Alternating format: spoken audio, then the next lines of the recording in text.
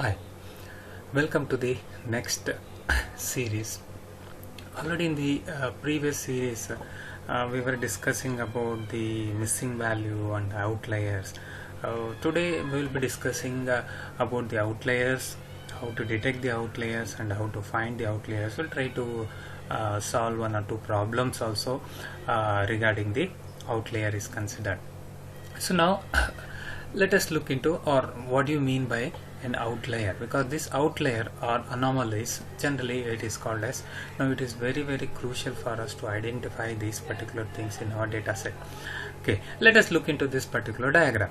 Now when you observe these bottles, right, now are you able to find any unique thing in this in this various bottle?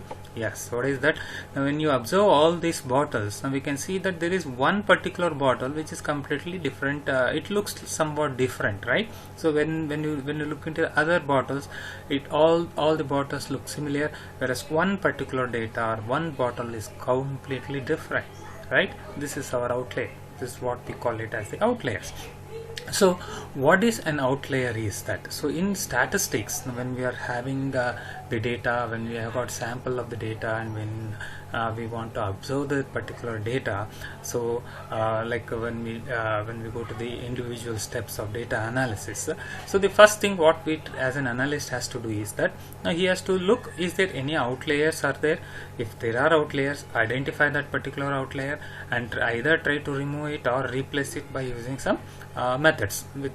Okay, so now outliers are nothing but these are the data point that does not belongs to a certain population, because what we have already seen is that we have a population. From population we are taking some sample, that is what sampling is coming into the picture, because analyzing this entire population is very huge for us. So we take a small sample, we do the sampling. Now when we are talking of a sample, we have some amount of the data which is there. Now in that, what do you mean outlier means? These outliers are those data point that does not fit into our population. So it is an abnormal observation, we can say it is an observation which is completely far away from the actual data what is we are having. Like say take for example, now we have got some data sets we have collected, right? Now if you look into these values, like say 20, 24, 22, 19, 29, 18, 10, 15, 30, 18, we have like this some values, but there is, if you look, all these values are all 2-digit values and it's very small, but you have got one particular data now which is very huge, right? It is completely different, so it is lying outside, so we can call this as the outlier, and we have to identify this particular outlier. So this is how we try to define an outlier. Now how do we identify the outliers? Now one way is by using some graphs.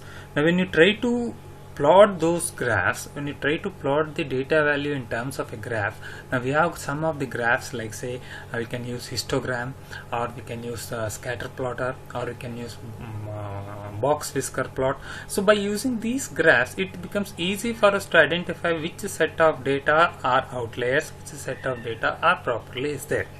Now if you take this particular example, and if you have drawn some graph scatter plotter here, you can see all the data are in inline, or you can say similar, but there is one particular data which is completely outside. So now this becomes our outlier. Okay, so even though the data what you are going to have, it might be a unilayer or an multi-layer, so univariable. So univariable outliers means we are talking with respect to one dimensional, or multivariate means more than one dimensions are there. Now the next question is which you are supposed to see is that why do we think our outliers are very important for us? So why these outliers are also important for us? Because in one way we are telling we have to detect and we can remove the outliers, in the other way the outliers are also very important. So detecting these outliers and whether to keep these outliers, or with those outliers what analysis you are going to do further. Now it is very important. Now if you take various examples in the current day-to-day where we have a lot of IoT devices and machine learning algorithms which have been using, or artificial intelligence, with these concepts, now it is very important and easy for us to identify the outliers are there. So say for example, now if you take our smart watches and wristbands, now that detects the heartbeat every minute. So we are using wristbands are there, smart watches are there, which tries to record the human heartbeats every minute. Now when the heartbeats have been recorded, so let us say that heartbeats are normally and it is been recording, but suddenly for a particular person, because of certain various reasons, if the heartbeat has increased drastically, now which is going away from the normal values. Now when you are saying that it is going away from the normal value, it is our outlier, right? Now that outlier, since the heartbeat has increased a lot, now if we come to know well in advance, so we can predict that there is some heart disease or some accident, or we can say we can try to rescue that particular patient. So we see that it is very important. Or like say the analyzing the traffic pattern. So how the traffic pattern is there, suddenly if there is a huge rise in the traffic pattern, so if you predict it well in advance, then we can reduce the accident also. So lot of applications have been coming up wherein which now we can try to detect the anomalies, like say for example, now if you take the real current problem what we are facing with the coronavirus. Now we know that India is forcing on to use Arogya app, right? So I think many of you might have already downloaded that particular app, and how it is going to using the Bluetooth technology, how it tries to identify. Now similarly some countries are using wristbands or smart watches through which they are trying to identify the symptoms present in one particular corona symptoms present in one body. Now similarly recently I think in the news I have seen that in certain lab they are doing the IT professionals are really working a lot using the artificial intelligence and trying to identify that how to detect the corona the virus based on the cough, that is when you are going to cough, taking that sample, and how is there any outliers are present now, such that it becomes helpful for us. So we see that so in various applications the outliers also plays a very important role for us to analyze the data. Now actually the type of outliers, now we can have the two types of outliers. One is with respect to valid observations, like say for example you are trying to get the salaries of all the employees and you want to analyze something. So when you are taking the salaries of all the employees, now all the employees will be having some normal salary, but if you take up the boss of the company or the CEO, he might be having a very huge salary, right? Now when you try to plot his salary also in your graph, then his salary will be very huge, so which becomes an outlier. This is a valid, because you are not taking a wrong salary, it is an actual salary, so we can say valid observations. Now in some cases it will be invalid observation, like say for example you are taking down the data and related to the age. Now instead of writing a age of one particular person as 30, you might have by missed typing you might have written as 300, so it is an invalid observation. The data was correct, but when you are trying to get the data you have made some wrong. So we can have a valid observations or an invalid observations. And as I said, now it can be when you try to draw the graph, you can have a multivariate outlet, that means more than 2 dimensional or it is single dimension, right? This is what we have seen previously. So these are the values which becomes an outlier, whereas the normal values what we have is being plotted like this in this using a scatter plot. This is an example. And similarly, even if you take a histogram, so when you try to take an histogram also, now you can see that there are some values which is very outside when you look into the curve, and when you look at the majority of the values which is coming here, but there are some values which is extremely low. It can be extremely low or it can be extremely high, then we can call it as outliers, right? Now this is about the definition of an outlier, and by using simple graphs and how you can try to identify. Now apart from this, there are many other ways in which the outliers can be detected, and actually how we are going to detect. The first one method is called as by using the standard deviation. So you know what is a standard deviation in statistics. Now we can define as follows, that standard deviation, it is a measure of amount of variation right? How the mean is been varying, the amount of variation or dispersion of set of values. So whenever we calculate the standard deviation, a low standard deviation indicates that the value tends to be very closer to our mean value, and high standard deviation is the value is very away from our mean value. So this is the standard formula which you might have studied in your previous classes or underdegree classes, how we are going to calculate the standard deviation sigma. So it is the square root of summation of xi.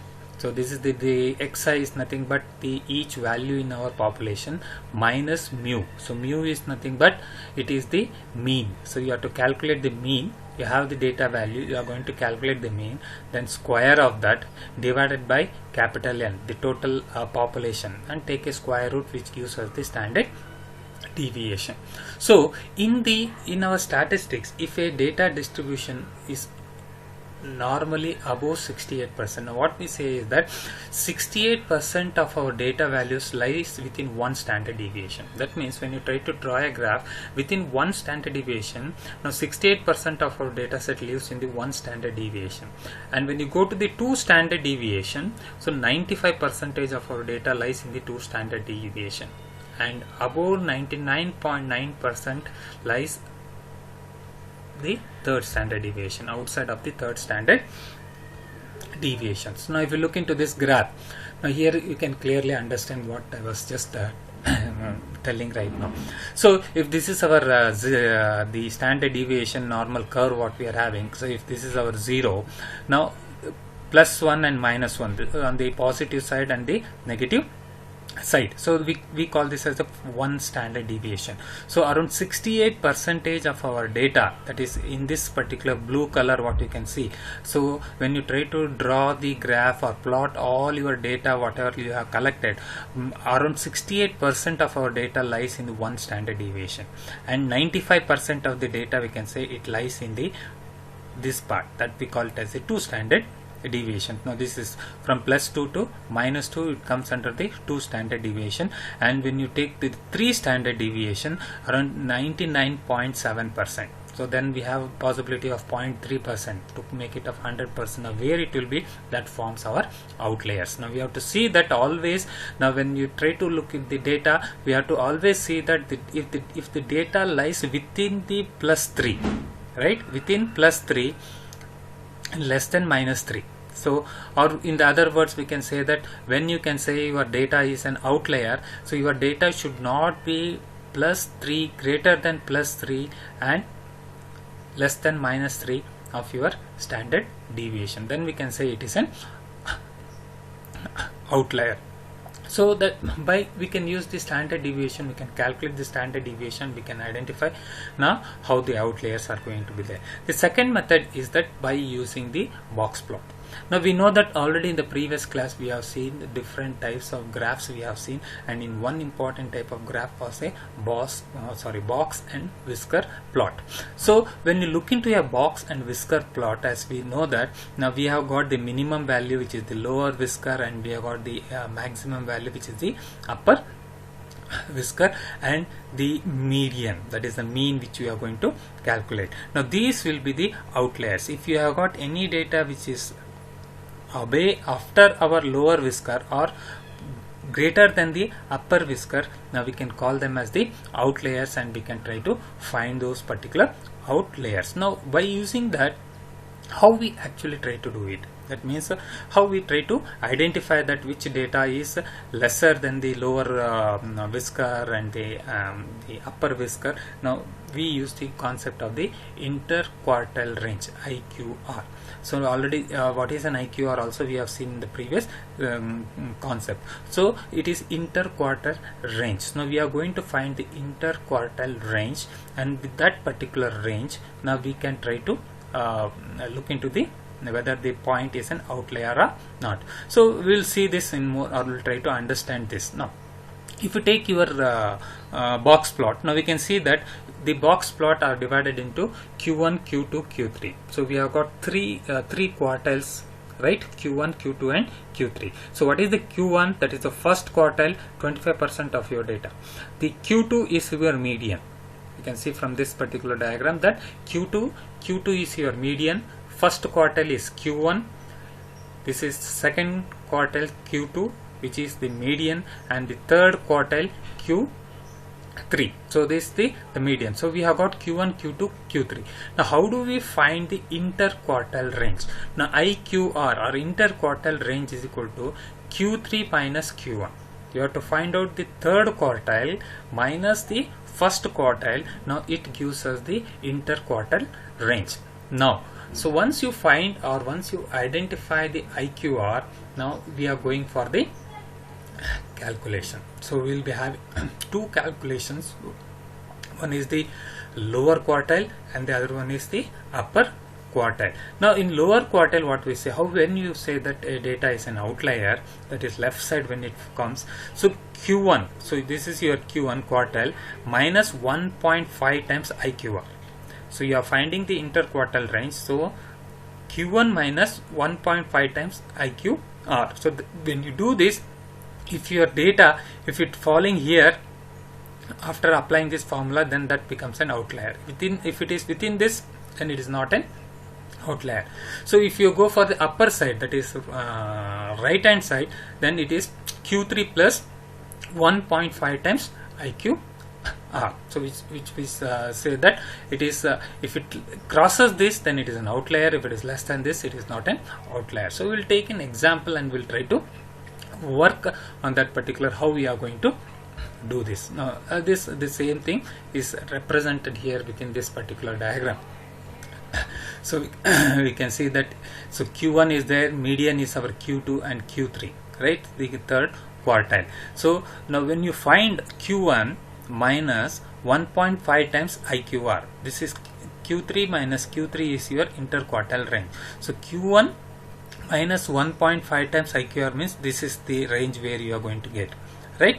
Now if your outlier or if your data is this side, then it is an outlier. Similarly, if your data falls Q3 plus 1.5 times, that is positive, Q3 plus 1.5 times IQR, so then again it becomes an outlier for us. So now this is very important. Now Z score. Now this is a very important thing. So how we are going to actually mathematically we are trying to find the outliers. So by using the Z score. Now this Z score can be used, or it is popularly generally it is being used to find the outliers. Now what is a Z score? So let us first look into the definition. Now Z score tells us, now what this particular Z score tells. Now it tells us that how many standard deviation a number is from the mean, right? So when you find out the mean of all your data set, now how much distance is the mean, the standard deviation from the mean, it is can be identified with the Z score. So so that we have talked of the standard deviation already. So this Z score will tell us to identify that whether the data set or a data point is an outlier or not. Say positive Z score now means that the number is above the mean, and the negative Z score means the value is below the mean. Now how do we use this particular Z score? Now if we use the Z score to find the possible outlier, now whatever the data point we are having, so obviously if you want to use the method of Z score, now one important thing which you have to note down is that the data set should be symmetric, or we can say normally distributed, bell shaped curve. So then only we can use the concept of Z score, otherwise we cannot use it. And we see that now the outlier has a Z score less than -3, left side, and look into the graph. If the value is less than -3, so then we can call it as an outlier, or greater than 3, now it is an outlier. That means your Z score value should fall between these two. So if you look into this graph, now what we said that, so it always Z score, if it is crosses this 3 standard deviation or greater than 3 standard deviation, now it is a, we call it as the Z score, or Z score after finding out if the Z score is less than -3 or greater than 3, so then only we call that as the outlier. So how do you calculate the Z score? Now this is the formula which we are going to use to calculate the Z score. So Z score, Z is equal to x minus mu by standard deviation. right, by sigma. So what is x here? No, x is the value what you are talking about, the data point data, and minus mu. So mu represent the mean, or we can say the average. So mean divided by our standard deviation. So this is how we are going to find the z score. Now let us take an example. Let us try to solve few examples, because sometimes in the question paper you might get few examples related to the z score. Now we'll try to work on this particular example.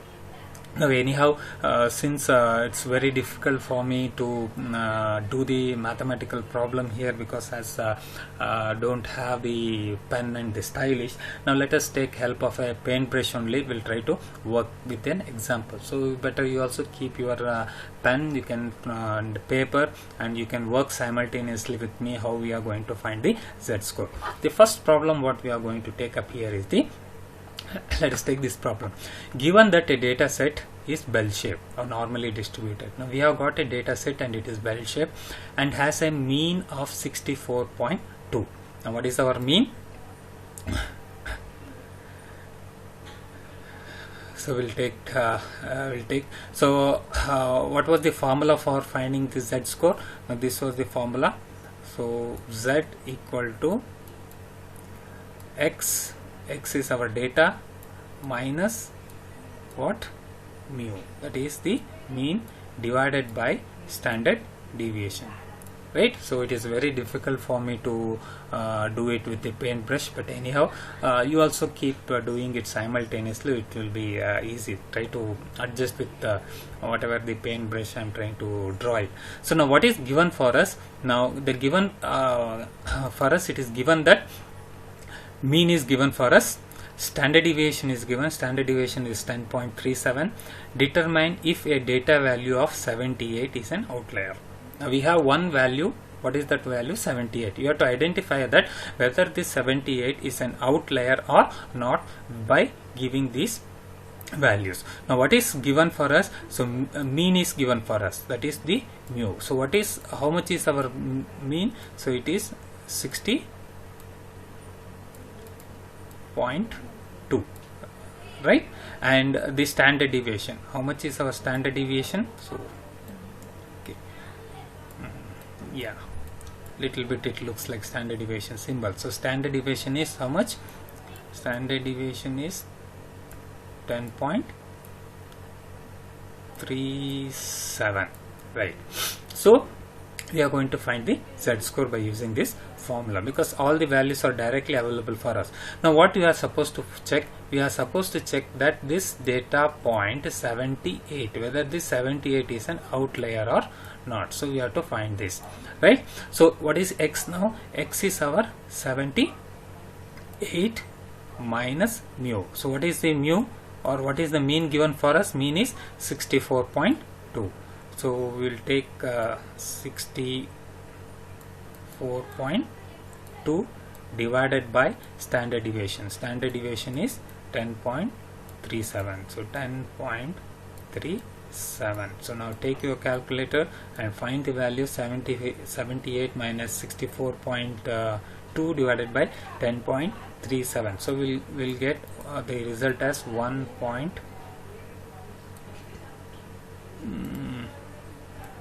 Let me rub this.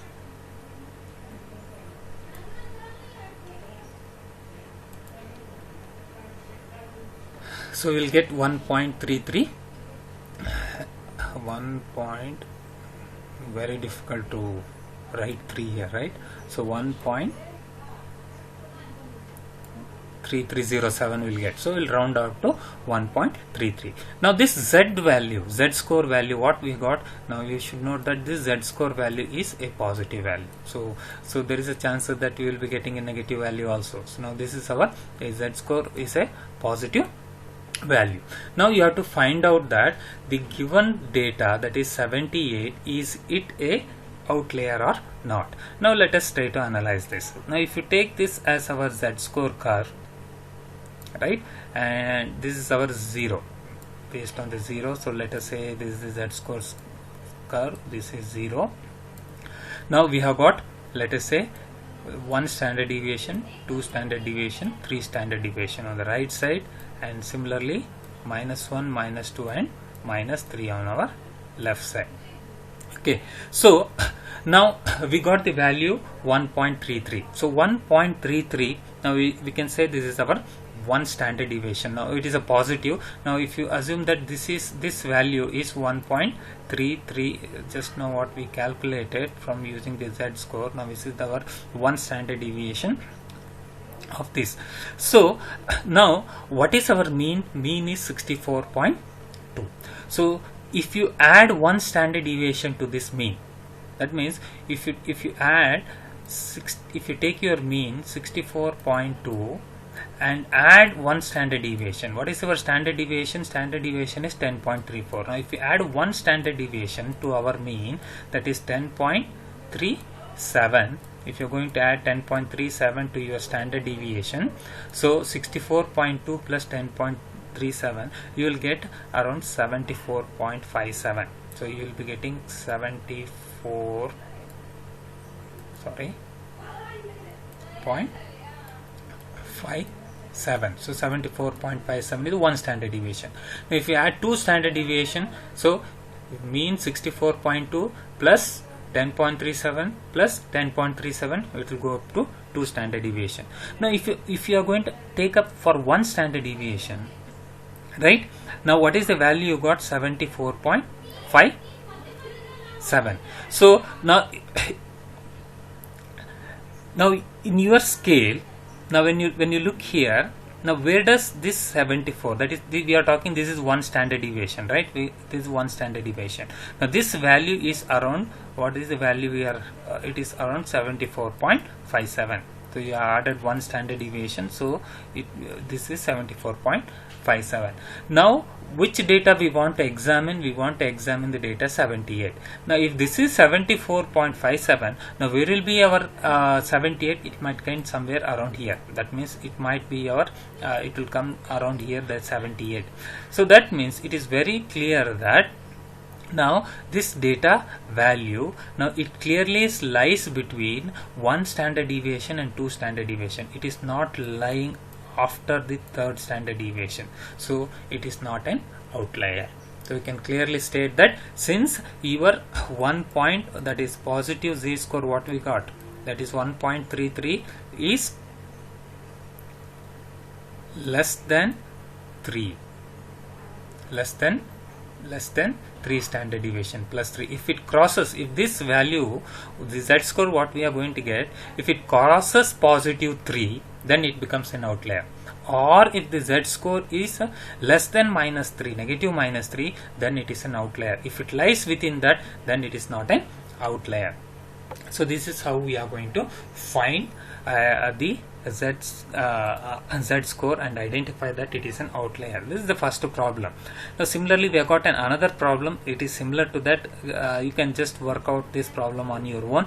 Now we have tested for a data point 78 to check whether it is an outlier, so we came to know it is not an outlier. Similarly, now take another value 98 and check whether it is an outlier. So 98 we are supposed to do it. So that means the x value, now what we are having, instead of 78 we have got 98, right? So we are taking the same value, that is we are taking the same mean and the same standard deviation. Instead of 78 we have got 98. It is very straightforward, you can see here. So what you have to do is 98 minus this divided by the standard deviation, will get around 3.25, right? Now 3.25 is greater than 3. That means after 3 standard deviation, if you try to add, so that is so we can clearly say that data set 98 is an outlier. Okay, so this was the one particular problem. Now we have got another problem. Now we will be trying to solve this particular problem where we don't, standard deviation is not there. Now this is the third problem. What does this say is that, now given that 3, 5, 7, 9, 11, that some data have been given, find the z-score of 5. Now you have to find the z-score of this data point 5. Now we don't have mean, we don't have the standard deviation, no values are given, but we are supposed to find the z-score. Now how do we try to solve this type of problems? We will try to see it. Now what are the data we are given? The data point which is given for us is now 3 is given for us, then the next number is 5, then next number is 7, then we have got 9, and we have got 11. Right? Now we have to find the z-score for 5. Now we have written down all these numbers. Now we have to calculate. So first one is mean. Now how do you calculate mean? So mean is nothing but it is also average. That means we are going to add all these things, 11 plus 9, 20, 27, 30 plus 5, 35. So totally how much you got when you find the summation of all these things is 35, and divided by how many populations you are having, 1, 2, 3, 4, 5. So 35 divided by 5 is our mean, so which is equal to 7. So we have the mean for this particular data set is 7. So next, for finding z-score, so what is the formula for z-score? X minus mu, that is mean. Just now we have found out what is the mean, divided by standard deviation. So what is the value of x here? X is 5 given for us. We have to find the z-score for 5, but mean and standard deviation is not there. So first we found out the mean, now we have to find out the standard deviation. So we have seen already the formula for finding out the standard deviation. We will try to apply that particular formula and try to find the standard deviation. So now what we do in the next step is that now we got the mean. Now we will just subtract this mean 7 from all the data points. So 3 minus 7, similarly 5 minus 7, we will subtract the mean. So 7 minus 7, next is 9 minus 7, and 11 minus 7. We subtract the mean. So now 3 minus 7, how much you are going to get? Minus 4. Now 5 minus 7 is minus 2. So 7 minus 7, 0. 9 minus 7 is 2, and 11 minus 7 is 4. So we have subtracted the mean from the given value. Now we will find the square of this, because you know that the square the formula for our standard deviation, what was the formula for the standard deviation? Square root of x minus mu whole square divided by the population, right? So now we will square this. So that means minus 4 whole square. So what is minus 4 whole square? We are going to get 16. Now minus 2, so 5 minus 7, 2. Okay, minus 2 whole square. Now this is how much? 4. Now 0 square is 0 itself.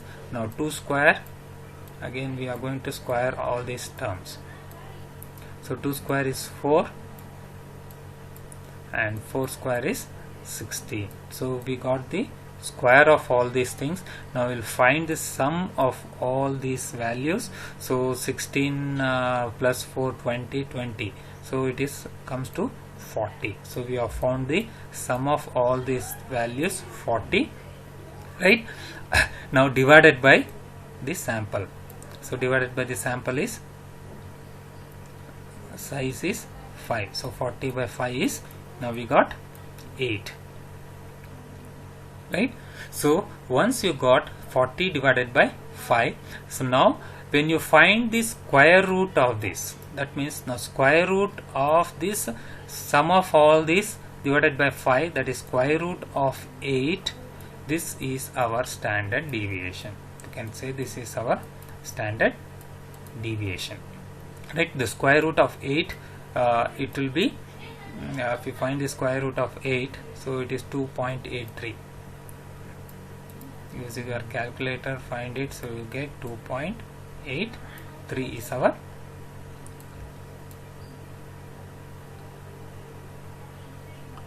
standard deviation.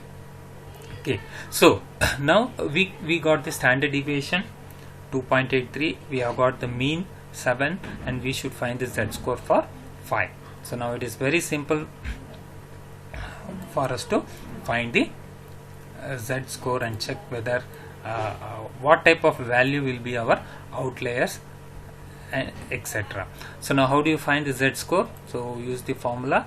Z is equal to, for you have to find Z score for 5, right? So 5 minus mu is 7 divided by the standard deviation, which is 2.83. So this is equal to 5 minus 7 is minus 2. So now you get Z score value negative. So when you find, so you will get minus 0.71 is our Z score. It is a negative value. So now this time we got a negative value. So now Z score negative is for value 5. Now if how do you find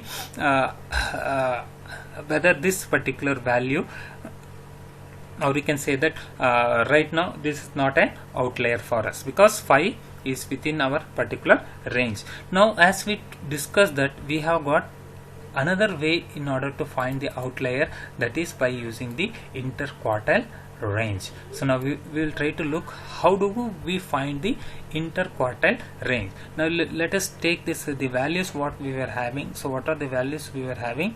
We were having 3, 5, 7, 9 and 11. Now these are the values, 5 different values what we were having. Now here, now when you look here, whatever the mean what we got, mean was 7. So the mean is nothing but average, the middle value. Now if you observe here properly, exactly 7 is our middle value, right? So now this is our mean what we have obtained. So now if we try to plot this as a box plot, so now if this is our box plot, now this is our median, middle value. So this is our median. Now in the box plot, what does this median? Now this is median is nothing but Q2, second quartile. Now if you leave this median, then so now you have two data, 3 and 5. Now the midpoint of this, what will be the midpoint? 3 and 4. The mid value is our 4. So 4 will be the mid value for this. Now this becomes our Q1, first quartile. This is our Q1. Now if you go to the right hand side, we have two data, 9 and 11. So midpoint of this is the 10. Now this will be our Q3, right? So now you have first quartile Q1, which is 4, second quartile median 7, third quartile Q3, which is 10. So how do we define IQR, interquartile range? We have seen the, so interquartile range is nothing but Q3 minus Q1. So which is equal to, what is Q3 value? So Q3 is 10 minus Q1 is 4. So our IQR comes to be 6. Now we use two formulas to find whether the data is an outlier. So for lower quartile and for upper quartile. Lower quartile means left hand side. Now what is that formula? Lower quartile, it should be minus 1.5 times IQR. Then we can say that it is an outlier if it crosses that. Similarly for upper quartile, what is the formula? Now it is positive plus 1.5 times IQR. That is interquartile range, right? Now we'll try to calculate for this for the these two values. Now first we'll look into the lower quartile. Now what does the lower quartile says? That now 1.5 times IQR. Now how much is our interquartile range? Now interquartile range is 6, right? And what is our lower quartile here? Now with this we can see is that now our Q1, right? So our Q1 is how much?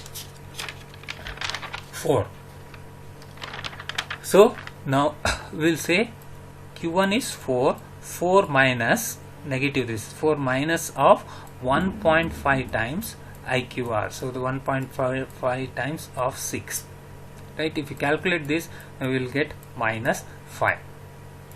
Now this value minus 5, what it tells is that if you have any data, so right now what all the data we were having, 3, 5, 7, 9, 11, like this. If you have so other data, if any data, now if it comes, now you are going to collect one data, now you get one, you get one data, and that data value is, let us say that minus 8, right? If you got one negative data and it is minus 8, now where does it minus 8 comes? Now minus 8 is still lesser than minus 5. Now what we say that any value of minus 5 or less is outlier, right? If you got a value, if you in this data, like say next 3, 5, 7, 9, 11, next we got another data, right, now which is minus 6. Now this minus 6 is an outlier. Why it is an outlier? Because it is less than, going beyond minus 5, going beyond the left quartile. Similarly for upper quartile, now we can use this particular formula. Now what is that? Q3. Now what is the Q3 value we got? Q3 is how much? Q3 is 10. Now 10 plus 1.5 times IQR. So 10 plus, to this 10 we are going to add 1.5 times IQR is 6. Now which will be around 19. Which will be 19. So now instead of minus 6, you got one data which is 25. Now what is the value? What is this data? It is 25. Now if you look into the right hand side for upper quartile, now you can see that, so 25 is greater than 19. Until and unless the data is less than 19, it is not an outlier. Once the data is greater than this IQR for upper quartile, so then this becomes an outlier for us. Right, now this is how now we try to use the Z score and the IQR interquartile range to find the whether it is a outlier or not. Now these are the some of the very basic things what we have seen. Now apart from this, right, apart from this, now we have so many other techniques are also available for us in order to find the outliers in our statistical analytical methods techniques. Like say we have got decision trees there, neural networks is there, and we have got support vector machines are there. Even we can use some of the linear or logistic regression techniques are there. By using all these things, we can try to find an outliers, and we can try to detect the outliers, and if you need, we can either remove that particular outliers. Right, now again we can use the missing value treatment. In the previous class you have seen the missing value treatment. If you find that one particular data is completely outlier, now either you can delete that particular data, or you can impute that particular data, that means replace it with some other data, or we can keep that outlier as it is so that it might be used for the further. Either you can use the missing value treatment if you don't require that particular outlier, or based on that outlier you are further doing any analysis on that. So this session, this is the end of this particular session now, where in which in detail we have tried to cover what is an outlier. I think you have understood and try to work out on this particular problems on the outliers. Okay, so in this is what about this particular session. In the next session series, now we will go into the second module. I think majority of the concepts have been covered in this particular all these 5 video sessions. So in the next we will be looking into the Hadoop big data technologies. So before going into the Hadoop, now we have got so many other things, some things or the technologies we should understand, so that it becomes very easy for us to start understanding the Hadoop. Now those things we will be covering in our next video session the series. So before that I will be just trying to provide the materials for that next transcript for the next session. So you go through that particular transcript so that it becomes easy for you people to understand what we are trying to discuss. Okay, thank you very much for listening to this lecture.